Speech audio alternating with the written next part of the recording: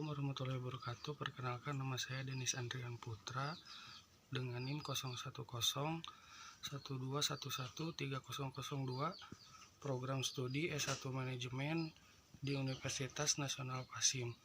Saya akan menjawab pertanyaan dari ulangan akhir semester pelajaran pendidikan kewarganegaraan. Pertama yaitu bagaimana pelaksanaan hak asasi manusia di Indonesia. Jelaskan dengan contoh kasus pelaksanaannya di Indonesia. HAM yang ada di Indonesia masih jauh dari kata ideal, bahkan sempurna. Tujuan dan cita-cita utama pelaksanaan HAM di Indonesia adalah keadilan sosial bagi seluruh rakyat Indonesia.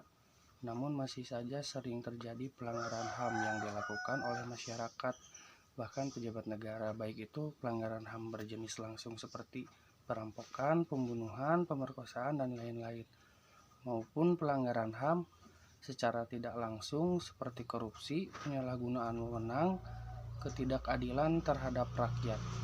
Kasus HAM yang berada di Indonesia: tragedi G30 SPKI, penembakan misterius Petrus dari tahun 1982, 1985, kerusuhan Tanjung Priuk pada 12 September 1984, penembakan mahasiswa Universitas Trisakti pada 12 Mei 1998, penculikan aktivis pada 1997, 1998, penyerbuan kantor Partai Demokrasi Indonesia (PDI) pada 27 Juli 1996, tragedi Wamena pada 3 April.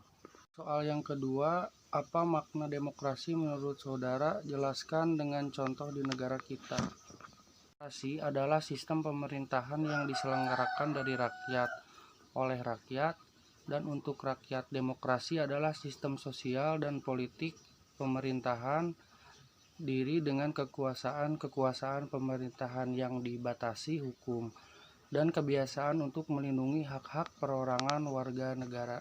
Ketiga adalah apa fungsi wawasan Nusantara dalam kehidupan sehari-hari? Berikan 5 penjelasan. 5 contoh demokrasi yang berada di Indonesia, yaitu demokrasi dalam pandangan para pendiri bangsa Indonesia, demokrasi parlementer, demokrasi terpimpin, demokrasi Pancasila, era reformasi, dan referensi. Mendukung persatuan dan kesatuan bangsa. 2. Menjalankan falsafah Pancasila sebagai pedoman hidup utama dalam membentuk visi kehidupan secara nyata. 3. Mewujudkan sikap nasionalisme dan cinta tanah air. 4. Mewujudkan pembangunan bangsa dengan cara belajar giat dan mengharumkan nama bangsa. 5. Menghargai setiap perbedaan kebudayaan yang ada. 4.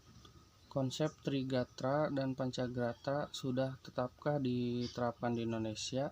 Jelaskan dengan minimal 5 alasan. Kondisi geografis. Salah satu ciri-ciri negara kesatuan yang dimiliki oleh Indonesia adalah bentuk negara yang kepulauannya dan terdiri dari banyak provinsi.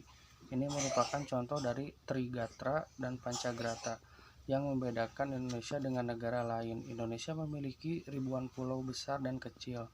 Indonesia juga memiliki lautan, gunung berapi, danau, dan berbagai kondisi geografis lainnya yang tidak ada di negara lain. Itu ideologi. Contoh dari Trigatra dan Pancagrata berikut yang ada di Indonesia ialah ideologi yang digunakan. Indonesia memiliki Pancasila yang dijadikan sebagai ideologi negara. Nilai-nilai dasar Pancasila ini diambil dari kebiasaan serta perilaku masyarakat Indonesia sejak zaman dahulu. Oleh karena itu, Pancasila dinilai sebagai ideologi yang cocok untuk membangun masyarakat Indonesia guna mewujudkan tujuan pembangunan nasionalisme di Indonesia. Kekayaan alam yang dimiliki di Indonesia adalah contoh dari Trigatra dan Pancagrata yang membedakan Indonesia dengan negara lain. Indonesia memiliki banyak kekayaan alam seperti tambang, batu bara, minyak bumi, emas, dan berbagai kekayaan alam lainnya. Indonesia juga memiliki hasil bumi, pertanian, serta laut yang berbeda dengan negara lain. Adalah politik. Contoh dari Trigatra dan Pancagrata yang juga ada di Indonesia adalah politik. demokrasi yang diterapkan Indonesia menjadi salah satu negara yang menerapkan perilaku budaya demokrasi di dalam dunia politik. Dengan politik demokrasi, Indonesia selalu memilih pemimpin melalui pemilihan umum. Selain itu, masyarakat dapat menyampaikan opininya dalam pemerintahan melalui wakil-wakil rakyat. Dengan adanya politik demokrasi, tujuan konstitusi yang mengingatkan hak-hak rakyat dalam pemerintahan menjadi terpenuhi. Kependudukan yang ada di Indonesia juga berbeda dengan penduduk dari negara lain. Di Indonesia sendiri juga daerah yang satu dengan daerah yang lain biasa memiliki penduduk yang berbeda. Penduduk yang berasal dari daerah pegunungan dan penduduk yang tinggi di tepi pantai memiliki perbedaan yang mencolok. Namun meskipun adanya banyak perbedaan, setiap warga negara tetap memiliki kewajiban yang sama dalam upaya menjaga keutuhan NKRI. Hal ini yang dilakukan untuk membuat Indonesia tetap utuh meskipun ada banyak perbedaan kependudukan. Cara ini juga menjadi cara mencegah radikalisme, terorisme tumbuh di Indonesia. Soal nomor 5 adalah buatlah kesimpulan dari teori Van Tunen.